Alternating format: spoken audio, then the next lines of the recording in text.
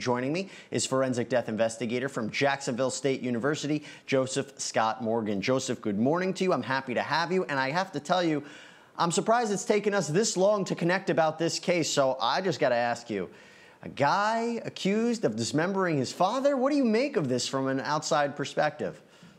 Wow, so many layers to this, huh, Jesse? We've got a guy that is alleged to have killed his father, but not only killed his father, but dismember him. This takes this to an entirely different level over the course of my career, working with a coroner and the medical examiner's offices, respectively. You know, the only times that I've seen people dismember individuals when was connected to a specific homicide case. I've never heard of someone dismembering a person's body as a result of some kind of natural process or accidental process. In this case, they would probably, if it was an accidental OD, might rule it either way. It's hard to say. Oh, I'm sorry. You mean it's not normal for somebody who sees his father collapse and from what he claims a heart attack or drugs to chop up the body because he doesn't want to be caught with drugs? No. Okay, Joseph, one of the most disturbing aspects is the fact that several body parts weren't found, including the human head. Now, this may be obvious, but without the head, how come we can't really determine the cause of death? Why is that so important? Well, if you're absent any kind of trauma to the torso, let's say the chest, the back, that sort of thing, then that leads us to this idea that maybe something occurred, you know, with the head, maybe a gunshot wound or a blow to the head, and we'll never, at this point at least, have the answer to that question. And maybe that's the key as to why he got rid of the head. What's still kind of baffling to me is that for those of us that have been to Florida and have lived in areas adjacent to waters, I'm from New Orleans originally, there's any number of places you could choose to get rid of a human remains, dismembered human remains, and he chose to go to a golf course, which is just kind of odd to me. I don't understand that. One other significant finding here is that, you know, in testimony yesterday, they talked about the burn patch. I don't want to steal your thunder here, but there's a burn patch adjacent to that little pond that they showed. And I don't know if they attempted or if someone attempted to get rid of parts of the body there, but it wasn't a sufficient enough burn time in that area to have, let's say, rendered down human remains. That's something that takes 36 hours with constant tending of a fire. So there's a lot of unanswered questions here. I think the medical examiner listed this as a homicide with undetermined means. Yeah, and we're trying to find answers to a case that doesn't make a whole lot of sense. So let's take a quick break. When we come back, we'll analyze more of the Scandirito trial. I want to bring back on Joseph Scott Morgan. You're familiar with this case. You've been following it. What do you make of everything? Boy, this is another case where fire is involved. We don't truly have human remain, as it were. There's bone chips, I think, that have been left behind. They refer to this area in the pecan orchard on this property where her body was allegedly rendered down. I remember watching this pre-trial procedural that they had, and I don't know if we covered this together, Jesse, or when it was. I've never seen anything so extensive. It was like we were watching an entire trial. Really amazing, some of the information that came out in here, kind of the connectivity between these two individuals. It'll be fascinating to watch to see how they move forward. This thing has captured the imagination, particularly in the southern states, because this lady is a beauty queen. She was a school teacher. It's been missing for a protracted period of time. There's all of those elements that come along with this. And you've got this kind of sordid tale of these individuals that are woven together. I can't tell you this is going to make for tremendous watching. Yeah, I totally agree with you. And there's a lot of details. It's very interesting to see the connection between the two, as you said, but also trying to get more answers about what happened to this woman so long ago. Joseph, I think I can get a question, sneak in a question with you. What does it mean? How does someone dismember a body? That takes a lot of effort. Can you explain that a little bit? Yeah, it takes a certain level of skill and commitment. It takes time and the right tools. That's the thing that's baffling to me. You know, he would have had to have gone into a space where he would have access to water just to wash the tools in his hands off, not for evidentiary purposes, but just to keep going. The most suspect location is generally in a bathtub. He has to hit those joints just right in order to facilitate this. You could facilitate it with sharp knives and a good saw, but it takes time, Jesse, and commitment. And you throw in the psychic element here relative to his father that he's doing this to. It just adds an entire different level to this thing that takes it into the realm of the bizarre. But yeah, it would take time. Is this guy a criminal mastermind to the sense that he wanted to get rid of the arms and the head because he knew those could be identifiers, that he knew that that might be a way that would link back to him, that it might show a cause of death? I mean, is this the way to think about it if he really did do this? No, not necessarily. I wouldn't classify him as a criminal mastermind. I've had cases where people had their hands cut off, but the idiots left the wallet in the back pocket of the person they cut the hands off of. So, maybe he's thinking in that realm.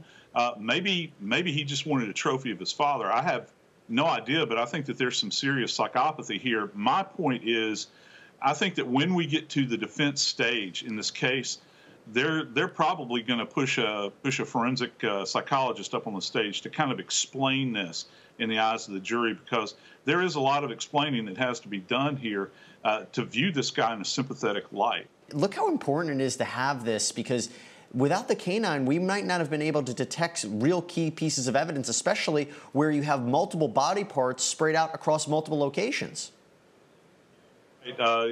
Cadaver dogs are fascinating animals, Jesse. Just like we see in a spectrum of light, their olfactory senses are tuned to a specific frequency and spectrum that they smell in. And they're trained specifically to alert on human remains, and they're trained relative to this. He was talking about head motions, body snaps, and all this sort of thing. And it's kind of fascinating. There's a lot of science involved here. He talked about when they were in the Sally Port searching the cars, how he almost had a control in there like we do in the laboratory where we're doing scientific testing. And it's a highly evolved science at this point. They can really zero in things that we could not normally smell. In this particular case, I think that the investigators could smell it once they came upon it, but the dog is what first alerted them. It's quite interesting to watch. It really is. We're going to take a quick break, and when we come back. All right, Joseph, as he goes again through his credentials, let me ask you this. How difficult is it for a medical examiner when you have these body parts, some are here, some are not here, some are found in different locations, different state? I mean, what is the difficulty here for a medical examiner going forward? Well, the bar is certainly raised from a professional perspective as far as the difficulty here. And as Dr. Mudd had mentioned, he looks at the totality of the circumstances. He'll begin to plug this stuff in into his own reasoning. He has a body that's obviously been dismembered, and he'll factor this in, taking into consideration this idea of nonspecific homicidal violence. Like me, I sit here, I was just stated earlier, I don't recall any case where I've worked that there has been a dismemberment where it wasn't some kind of homicidal event that had taken place. The idea that someone would find an OD'd body and then dismember them is kind of bizarre to me. Yeah, if I understand that right, I don't think someone just accidentally gets dismembered. It's not like a slip and fall here, everybody. No. This is a very deliberate, and as you said, a very, it's a constant motion. Somebody has to be committed to this. You said it was committed, and that's something that really stayed in my mind. All right, Joseph, let me ask you the million-dollar question here. Can they determine cause of death without these key body parts, particularly the head? I think it's going to be very, very difficult, prohibitive, perhaps. The big question here, what the defense is putting forward is that this decedent OD'd. He died as a result of, some kind of involvement with drugs. Perhaps it brought on a natural event, but they're not even going to have blood, I don't think, in order to do, because the blood has essentially not drained in the classic sense, like purposefully drained, but because he was dismembered, there's not going to be a lot of blood left. They might can go into one of the organs like the liver, take a section of it, spin it down, and see if they can find traces of drug elements in there. But it's not going to be anything that they can actually quantify. They can qualify it and say it is there. They're not going to be able to quantify it, put a number to it. Well, it's going to be fascinating to see the presence or the no presence of drugs in his system, because that's what the defense's theory is, that he might have OD'd. Let's take a quick break, and when we come back, we'll be live in that courtroom. Stay tuned. And Joseph, now getting to the idea of this, the gunshots here. Here we have an expert on the stand. What do you make of his testimony, and also in light of the medical examiner's testimony from yesterday? Okay, this is what is essential with the ME's testimony yesterday. They talk about the trajectory of these wounds, and to put it very simply, one goes from one armpit to the other. That's a transverse shot, and in that it struck the heart, apparently, possibly the aorta, and then this lady was shot in her breastplate, right here in the sternum, which obviously affected the heart. The question is, what is the range of fire? That brings us to this guy. This guy is the firearms examiner. And one of the biggest problems that we have with this case, Jesse, is the fact that this .270 rifle is missing. It's a semi-automatic bolt-action rifle that the perpetrator would have had to have recycled. That's the one that's missing that the dad owned. That creates a problem because they can compare the two rounds that she was shot with, if they can recover them at the scene. And they can say, yeah, there's a high probability these came from the same weapon, but they can't test fire a weapon that they don't have. Okay, Joseph, so let's try to piece this together if we can. You had mentioned, and again, it's a fact of the case, that the rifle believed to be the murder weapon was not found. This is a difficult point for the prosecution, is it not? I mean, how do we establish what exactly happened? Yeah, well, the dad is saying his rifle is missing, in fact, and was kept specifically in the house. This thing is gone now. And so the problem with this is that this weapon that is allegedly, that's being alleged, it's being kicked around now, that this weapon was the one that was used to kill Mrs. Carter. They can't do an actual ballistic test on the weapon because it's missing. So all that they can really do is ballpark this relative to these two rounds. Now, remember, the firearms examiner said that he only recovered about 60% of the total weight of both of these rounds, and that's pretty good. He's got the big base. He talks about the identifiers relative to the rifling marks that are left behind on the thing. But that's about as close as he's going to be able to get, Jesse. What they're talking about is what's referred to generally as a ballistic fingerprint. And juries like to hear things like, we can have a specific tie back.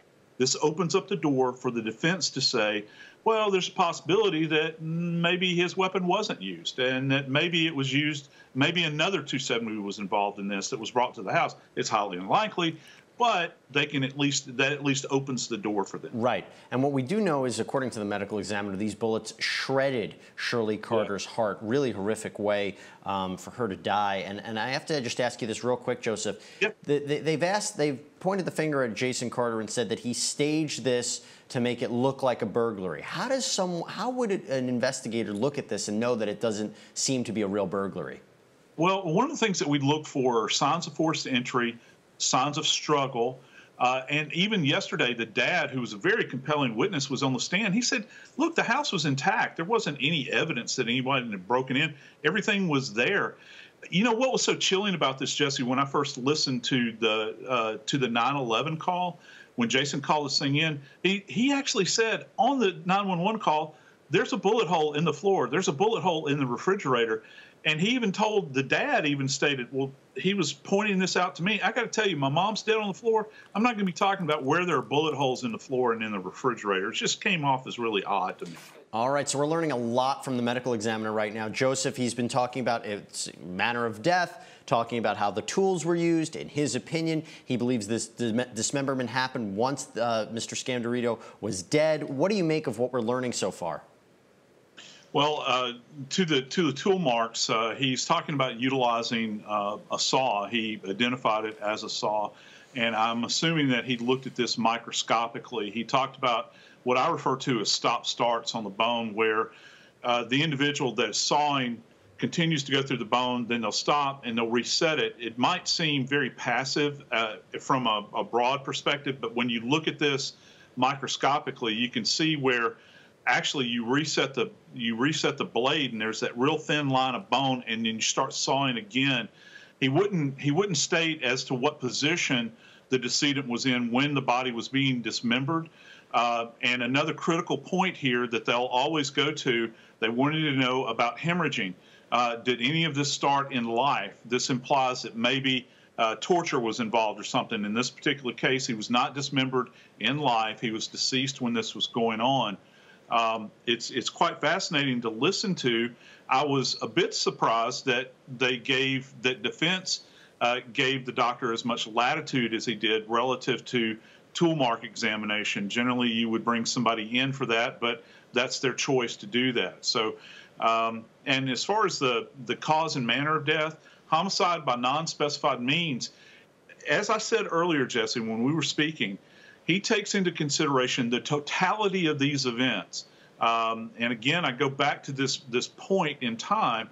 How many of these cases has this guy seen where someone has been dismembered and it wasn't subsequent to a homicide? So he's betting that this is in fact homicidal violence that has brought an end to this man's life. He's basically doing the best with what they have. I mean, he even said he waited a period of time to see if they could get more body parts and the investigators could determine more about what may have happened to this man. So again, we know that he was killed. We know that his body was chopped up, but we still don't have quite the answers that we're all looking for. But I do know one thing. Joseph, you provided great commentary today on this case and helping break down what can be very complicated. So Joseph Scott Morgan, thank you so much for coming on. Always a pleasure to be with you guys. Everybody have a great weekend.